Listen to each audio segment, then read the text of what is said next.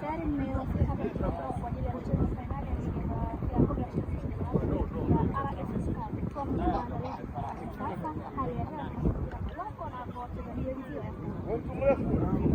mazingira mazuri, sababu mazingira tofauti sana na nchi nyingine ambazo zinapita. Maandalizi pia tunashukuru Mwenyezi Mungu.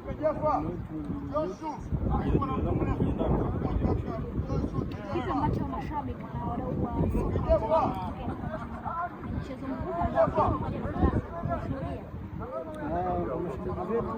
huyo ambao huyo tusapoti na wana Simba, mchezo utakuwa mgumu hata kwa upande wetu na ufahamu na viongozi wetu, lakini tunapenda kwa nyongo kwenda kuangalia timu yetu.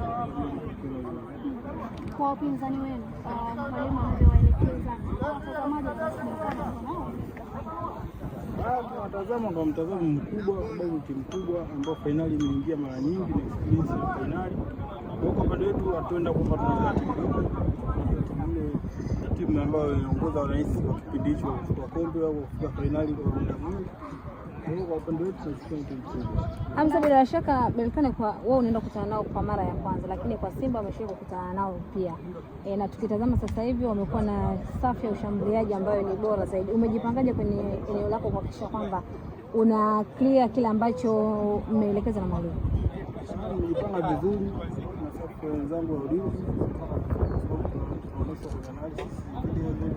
Tunakuwa tunaona kwa sometimes hata video tunatumia ili kuangalia vizuri washambuliaji wao. Kwa upande wangu nimejiandaa vizuri na wengine zangu pia. Hakuna pressure ukiambiwa kama kuna safu ya ushambuliaji ambayo ni hatari zaidi kwa mtu? Sijakuwa na pressure. Ni mchezo wa fainali pia ya kwanza kwa wenyewe, nini ambacho tunazungumza? Tunazungumza mengi, tunakaa tunashauriana kama tumefika hatua kubwa.